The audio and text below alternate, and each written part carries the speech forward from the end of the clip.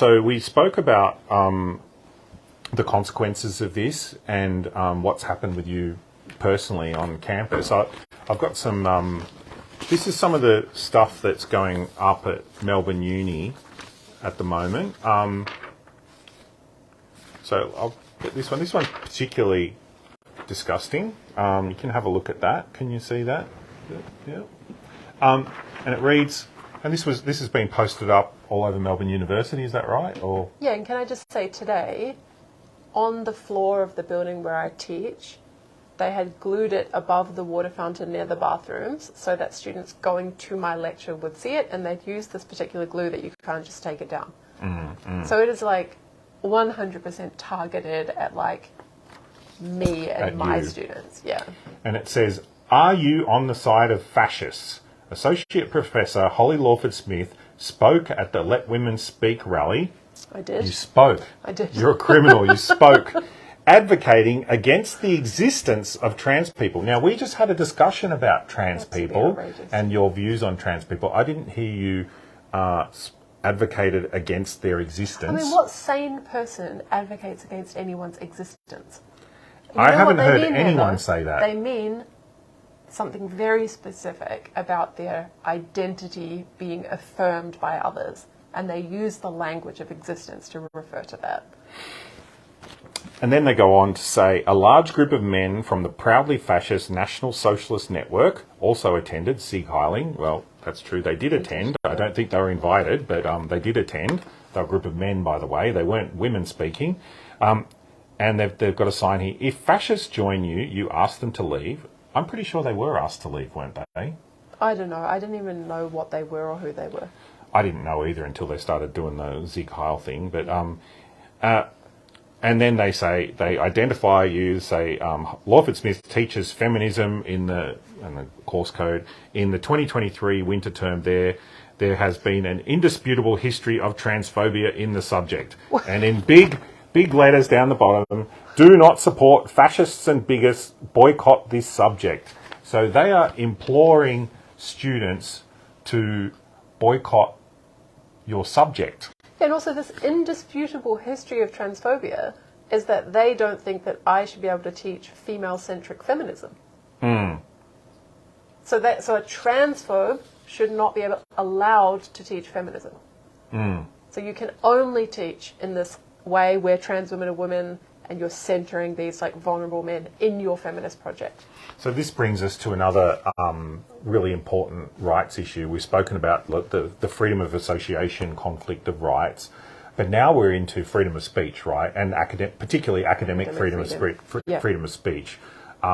Those of you that follow me and are supporters of our party will know that freedom of speech is absolutely one of the most important right, because without it you can't communicate ideas, you can't debate, you can't listen to what other people have to say. It not only is offensive to the person trying to speak, it's offensive to the person's intelligence that wants to listen, that they're incapable of making up their own mind about ideas that they hear. Right. And so you're in a case now where people are saying that people shouldn't go to your subjects and listen to what you have to say, because you're dangerous. Like your words or the way that you teach is dangerous. Like, is it really that dangerous to say that? Is it really that dangerous an idea to say that biological women are women and they have particular rights and goals and needs? Yeah. Is really that dangerous? I mean, it's not even at that level yet, right? Like, because philosophy is, I mean, the heart of philosophy is question everything, critique everything. Please come up with an awesome objection to this argument that I've just put to you. Definitely don't just parrot my opinions back to me. That's so boring. It's going to get a bad grade, right? So they're literally, I'm not preaching any ideology. I'm picking excellent papers from the feminist philosophical tradition or feminist theory and other disciplines, and I'm discussing their ideas. And it is over to the students to engage and analyze them as they see fit. So absolutely you could be in my class as a fully committed and signed up trans activist, and you could disagree with anything you heard that you didn't like and get an excellent grade. You would not hear anything to be afraid of. So of course, even if it was that situation, you'd be right. I would have the right to put those views to them, to try to persuade them, and they would have the right to kind of engage and see what they thought. But I'm not even doing that. So it's ridiculous, like 3 times over. But this is dangerous for academia, right? Because if you get to the point where people with ideas that others don't like, you're pushed out of the university, then, you know, this is like almost a Maoist type thing, right? Where, you know, the other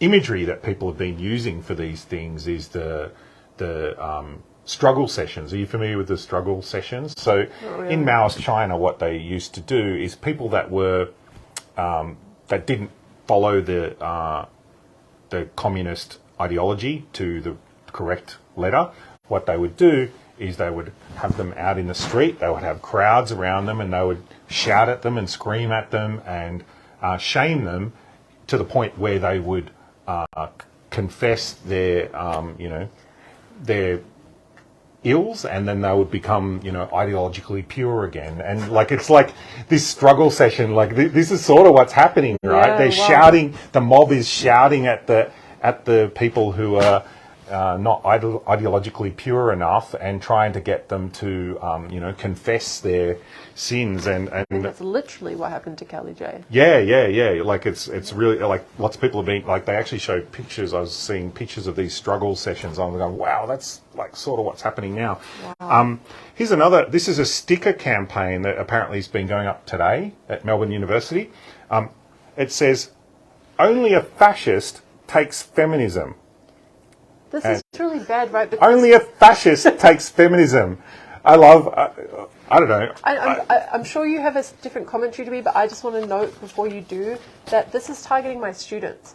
Yeah. This is not targeting me. This is saying they don't have the right to learn this subject. If they do, they're a fascist. That is really crossing a line. Like, the uni can tolerate me being attacked, apparently, but they shouldn't be tolerating students making choices about their education. This is absolutely attacking your students, because they take feminism. You teach feminism, but they take feminism. Yeah. Only a fascist takes feminism. Like feminism.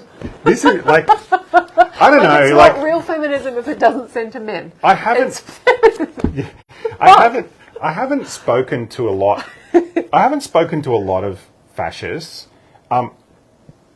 I don't think feminism is top of mind for fascists. Like, I mean, you know... What?